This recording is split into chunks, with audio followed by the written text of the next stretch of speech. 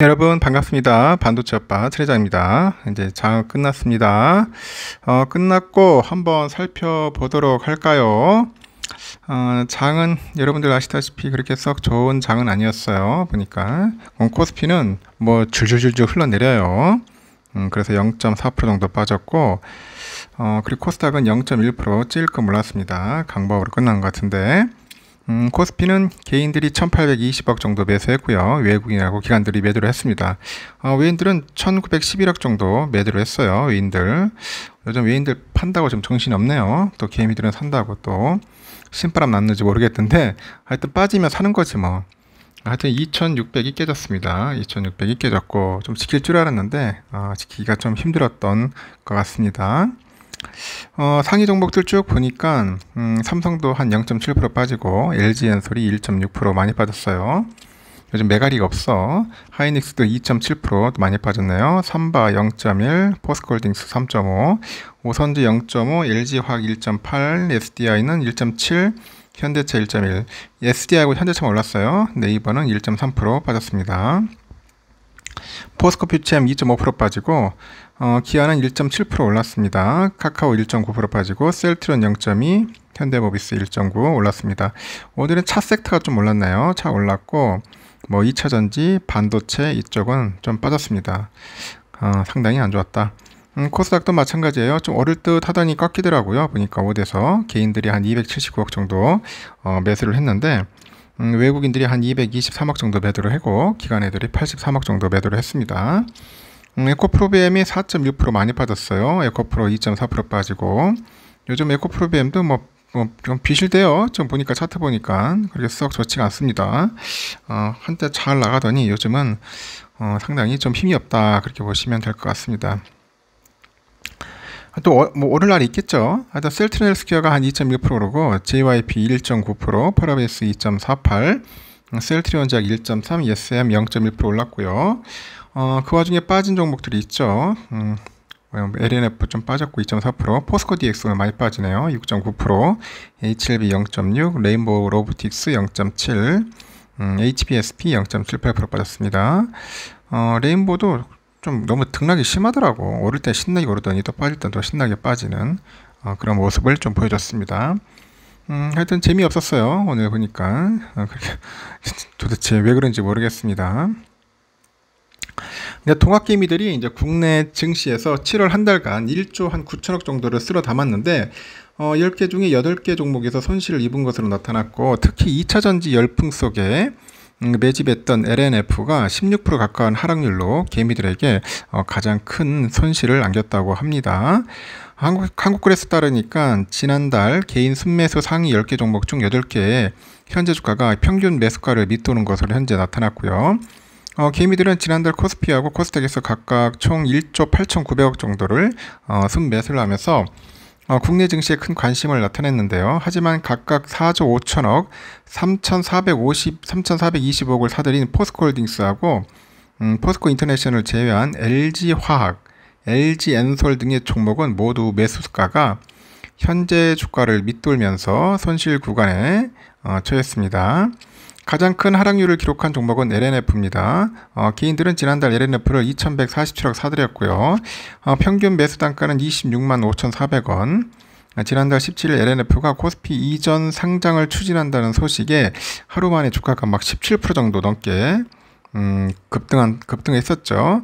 그런데 개미들의 투자 심리가 LNF로 몰린 탓이에요. 하지만 그 이후에 2분기 실적 등을 통해서 실망 매물이 또 쏟아져 나옵니다. 기존 주가로 해가지고 22만 2,500원까지 추락을 해가지고 한 16.2% 정도 손실률을 보이고 있어요. LNF의 추후 전망도 어두워서 개미들의 추가 손실이 우려됩니다. 2차전지 관련주 중에서 상대적으로 주가 상승폭이 크진 않지만 주가가 더 오르려면 수익성에 대한 의구심을 해소해야 돼요. 고가 원재료 재고가 소진되기 전까지는 수익성 불확실성은 높아질 것이다. 그 양극재, 음극재 등의 대규모 투자를 진행하기 위한 자금 조달 계획, 안정적인 수익성이 전제돼야지 주가는 반등하지 않겠냐 봅니다.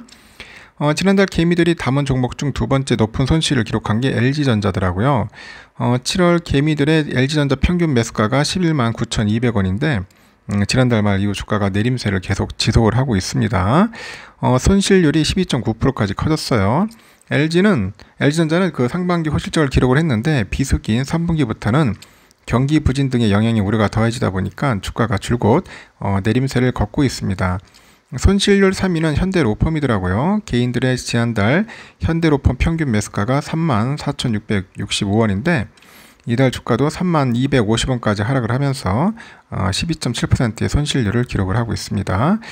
이 밖에 LG화학, LG이노텍, 하이브 이 담은 개미들도 주가가 내림세를 보이면서 손실 구간에 있다. 그렇게 보시면 될 것 같습니다. 그렇게 썩 좋지 않아요. 보니까 좋지는 않다. 이런 와중에도 우리는 삼성전자는 열심히 모아야겠죠. 오늘 삼성은 여러분 아시다시피 역시 우리에게 기쁨을 준 건지 충격을 준 건지 모르겠는데 67,500원으로 또 빠졌습니다. 야, 이제 67,000원대까지 또 보게 되네요. 오늘이 저가가 종가가 저가였습니다.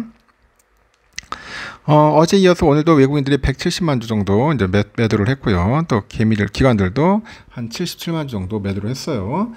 이 와중에 우리 개미들은 신났지 240만 주 이상을 또 매수했습니다. 이틀 연장 계속 이전 개미들은 사고 외인들은 팔고 그런 모습을 보였고 모건 스탠리들이 한 13만 정도, CL이 8만 정도 매수를 했는데 오늘 맥쿼리 애들이 좀 많이 던졌네요. 맥쿼리가 116만 주 정도 이제 매도를 했습니다. 그리고 CL이 찔끔 매도했어요. 6만 8주 정도 매도를 했고요. 공매도 꽤 있어요. 아직까지도 한 27만 정도 있는데 30만 주 언저리 위에서 왔다 갔다 하고 있는 것 같습니다.